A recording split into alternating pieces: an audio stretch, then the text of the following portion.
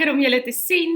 Hallo Bennett en Henry en Jolandi, en Wilma, Koos, dis lekker Vrydag, dis waar wat jy sê Koos, hallo Elsabie, dan die Veronica, lekker om julle te sien. Lekker om saam met julle te kuier en amper die week so af te sluit, nee. Vir ons was dit 'n kort week gewees, want ons het nog 'n bietjie geïsoleer tot donderdag toe, tot gister toe. Hallo Liana, ek hoop dit gaan goed daar met jou in Mosselbaai. Hallo Michelle. Ek moet vir jou sê vanoggend Lia's gister terug skool toe. En toe ek vir Lia vanoggend sê, dis Vrydag, toe sê sy, maar mag ek daarom nog vandag skool toe gaan, want sy het dit baie gemis om skool toe te gaan, so sy mag nog vandag skool toe gaan, voordat dit naweek is. Hallo Maria, hallo Piet, ag so lekker om elkeen van julle te sien. Ons is besig met die reeks wat gaan oor hoe om God, die avontuur van om God se wil te ken en om hom te kan beleef, en ons kyk na verskillende ontmoetings wat God met mense gehad het, en wat ons daaruit leer oor ons ontmoetings met God. Hoe het mense met God gepraat, hoe het God met hulle gepraat, hoe het hulle geweet God praat met hulle, en hoe het hulle gereageer daarop, want ek dink dis deel van God praat met ons, is die feit dat ons daarop reageer. En elkeen van ons is in 'n geloofsjourney op verskillende plekke. Elkeen van ons doen geloof verskillend, en ja, God het al met jou gepraat, glo ek, terwyl ek hier sit en met jou gesels, weet ek dat God dalk al met jou gepraat het, dat jy al geglo het dat jy hom beleef het op een of ander manier, en dit lei tot sekere aksies in ons lewe. Jy sien, God praat nie net nie. Ek het al beleef, God sê vir my, dat hy lief is vir my, of dat ek sy aanvaarding gekry, en dit het 'n sekere reaksie, maar partykeer het God van my groot geloofstappe gevra. Dikwels was ek in 'n geloofskrisis gewees, en toe het ek God beleef. Nou as ek vanoggend daaroor praat, dan het ek vir jou 'n storie saamgebring wat ek onthou, een van die heel eerste oordenkings. Ek praat nou van 2020, April maand, so dis al omtrent al 'n jaar en 'n half terug, wat ons begin het met oordenkings, toe het ons dit nog totaal anders gedoen as nou. Een van die heel eerste oordenkings het ek hierdie verhaal van Josafat gelees, en dit het 'n groot impak op my lewe gehad. Dis een van my gunsteling verhale in die Bybel. En ek wil vanoggend saam met jou hierdie verhaal lees van Josafat, wat aangeval word deur 3 verskillende magte, en wat in sy lewe gebeur het. Nou Josafat was 'n Ou Testamentiese koning gewees, en toe op 'n stadium toe hoor hy, maar hier's 3 verskillende volke wat hom aanval, en hy het toe op 'n sekere manier gereageer, en ek wil hê dat ons saam hierdie proses met hom deurgaan, om te sien, wat is die geloofskrisis, wat sê God vir hom, hoekom sê God dit vir hom, en uiteindelik, wat is die gevolg daarvan, hoe reageer hy daarop, en wat is die gevolg daarvan.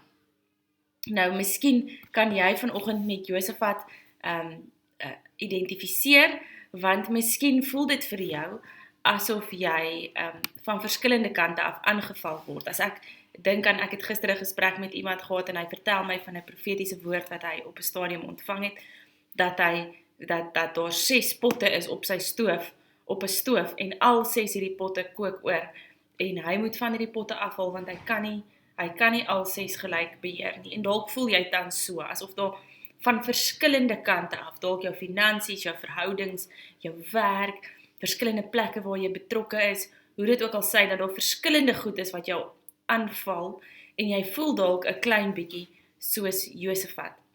Nou kom ons lees in 2 Kronieke 2 vers 2 tot 29, ek het hom so stukkie korter gemaak, want dit is 'n hele lywige stukkie, maar ek gaan in elk geval vir jou vertel wat daar gebeur het. Okay. Josafat het berig gekry. 'n Groot menigte van oorkant die Dooie See, van Edom af, het teen die opgetrek. Hulle is albei Gaseson Tamar, dit is En-Gedi. Josafat was bang, en het by die Here hulp gesoek. Hy het 'n vasdag in die hele Juda uitgeroep, en die Judeërs het bymekaar gekom om die hulp van die Here te vra. Uit al die stede van Juda het hulle gekom om die Here se hulp te vra. En dan bid Josafat, en eintlik kan jy hierdie gedeelte gaan lees, want Josafat begin, en dan sê hy, Here, is U besig om ons te straf? Hy vra eers die vraag, so mens sien daai geloofskrisis, en Fransjo het gister gepraat oor geloofskrisis, mens sien die geloofskrisis by hom, dat hy sê, Here, is U nou besig om ons te straf, en dalk het jy ook al dit gewonder, wat het ek verkeerd gedoen? Hoe is God dalk besig om my te straf? Is God werklik vir my? Is hy werklik besig om is hy, kan ek sy karakter vertrou? Wanneer ons geloofskrisisse beleef, dan kom ons altyd weer op 'n plek wat ons begin en vra, wat is God se karakter? En ons geloofskrisis lyk dalk anders as Josafat se geloofskrisis, want ons lewe na Jesus gekom het. Jesus wat die volle openbaring is van God se karakter. Jesus wat ons weet, wat Paulus vir ons geleer, en dan sê Paulus, hy het die volle straf aan die kruis gedra. So wanneer hierdie geloofskrisisse oor ons pad kom, is dit so half 'n eerste hekkie wat ons oorkom om te sê, God is vir my, God is nie teen my nie, en God is nie besig om my te straf nie, want alles wat ek verkeerd gedoen het, sy straf is reeds aan die kruis uitgedien. Ek hoef nie te wonder oor waar ek met God staan in hierdie geloofskrisis nie. En dan gaan hy verder in vers 12, dan praat hy oor die magte wat hom aanval. Dan sê hy, God sal julle nie straf nie, want ons het nie die krag. Hy sê, dis onmoontlik. Dit wat nou voor my is vir my onmoontlik om te hanteer. Ons het nie die krag om hierdie groot menigte wat teen ons optrek te weerstaan nie. Ons weet nie wat om te doen nie, net so eerlikheid voor God. Here, ek weet nie wat om te doen nie. Ek het nie die krag om hier teen op te staan nie. Ons oë is op U gerig. Die hele Juda en hulle afhanklikes, vrouens en kinders, het daar voor die Here gestaan. Toe kom die gees van die Here daar in die gemeente oor die Leviet Jagasiel en sê, so God praat toe, en dit is my interessant dat God toe praat, en hy praat nie in 'n direkte stem met Josafat nie, maar hy praat met hom deur 'n geestelike raadgewer. En toe sê die Leviet Jagasiel vir hom, luister mense van Juda, inwoners van Jerusalem en koning Josafat, so sê die Here, moenie vrees nie, moenie bang wees nie, en dalk moet jy vanoggend hierdie woorde hoor, as jy so aangeval voel, dan moet jy dalk vanoggend hoor, moenie vrees nie, moenie bang wees vir hierdie groot menigte nie, want hierdie oorlog is nie 'n saak vir julle nie, dis te groot vir julle om te hanteer, dis 'n saak vir God. Trek hulle môre tegemoet wanneer hulle in die bloeiselpas opkom. Julle sal hulle aantref by die punt van die vallei wat in die Jericho woestyn uitloop. Julle hoef nie te veg nie. Neem net posisie in. Nou wat beteken neem net posisie in? Vir ons, geestelik beteken dit vandag, staan op wat jy glo, wie God is. Staan daarop dat jy nie hoef bang te wees nie. Staan daarop dat niks ooit buite sy beheer is nie. As jy dalk vandag, en dit kom sommer in my hart op terwyl ek praat, as jy vandag in 'n retrenchment gesprek moet ingaan, jy hoef nie te veg nie. Neem posisie in, staan en kyk na die oorwinning van die Here vir jou. En dit beteken dalk verskillende goed vir verskillende van ons. Selfs al is daar 'n retrenchment brief, selfs al is daar slegte nuus wat jy kry by 'n dokter, jy hoef nie te vrees nie, moenie bang wees nie.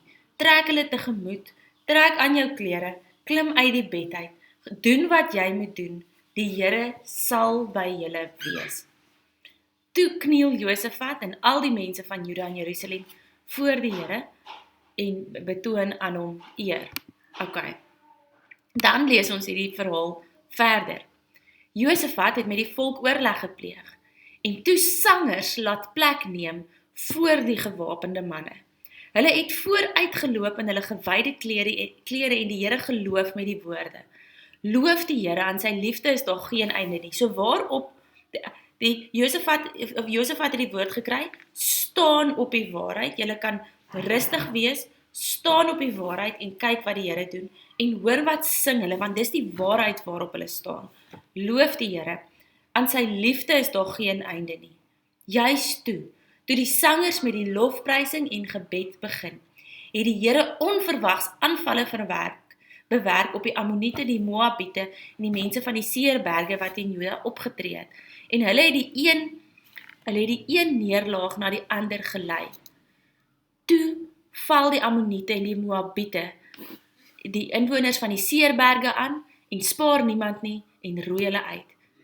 En toe hulle klaar was met die inwoners van Seer, het hulle mekaar begin uitdelg. So wat het gebeur? Daar was 3 stamme gewees wat Josafat aangeval het. Hulle het gestaan op die waarheid, prys die Here, hy is goed, aan sy liefde is daar geen einde nie. My vriend, en ek weet dat hierdie, Cathy, ek sien jy sê vanoggend is hierdie boodskap wat jy nodig gehad het, en as daar nog van julle is wat vanoggend hiermee saamstem, kan julle somme in die kommentaar dit vir ons sê. Cathy, ek weet nie wat jou omstandighede is, hoekom jy sê jy dit vanoggend nodig gehad nie, maar ek glo dat ons kan staan op die waarheid, dat ons weet waar ons met God staan. Ons kan weet aan sy liefde is daar geen einde nie. Ons kan weet hy sorg vir ons, hy voorsien vir ons. En op grond van daardie waarheid kan ons hier ingaan. Die geloofskrisis wat ons beleef, kan ons veg met die waarheid. Sê, nou kan ek weer kies wat ek glo. Ek kan kies of ek glo God straf my en of ek glo aan sy liefde is daar geen einde nie.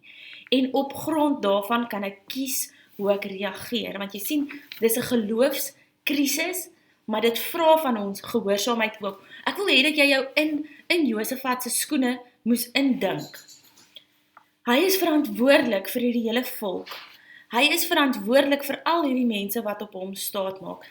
En hy's in die geloofskrisis. Michelle, ek sê, jy sê hierdie boodskap is vanoggend vir jou ook.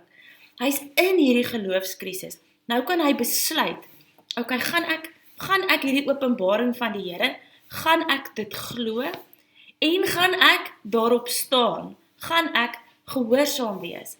En die gehoorsaamheid is die geloof wat jy uiteindelik wys. Die reaksie op hierdie geloofskrisis is die geloof wat jy uiteindelik wys. En hoe speel hierdie uit? Wat is die gevolg van dit wat gebeur het? Elsabie, ek sien, jy sê, jy het dit ook vanoggend nodig. Die gevolg van dit wat gebeur het, al die koninkryke was van skrik bevange vir God, toe hulle hoor dat die Here oorlog gevoer het teen die vyande van Israel. Die heerskappy van Josafat het rustig voortgegaan, en sy God het hom na alle kante toe rus gegee. So die res van die wêreld het die grootheid van God gesien, deur wat hier gebeur het. God wil hê, mense moet hom leer ken, en omdat God wil hê, mense moet hom leer ken, laat hy hierdie so uitspeel, het jy die geleentheid om op jou geloof te staan, om te sê, ek weet wie my God is, en kan jy vorentoe gaan in hierdie geloof.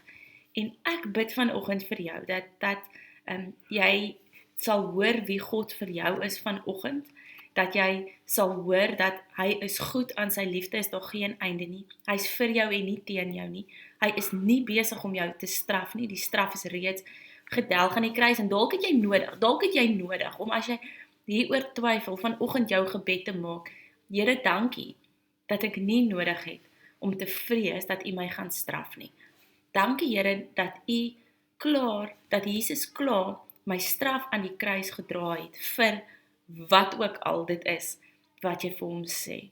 En ek bid dat die Here jou vry sal maak daardeur, dat jy God beter sal leer ken hierdeur, dat jy sy krag sal beleef hierdeur, en dat jy sal beleef hoe hy jou battles vir jou veg.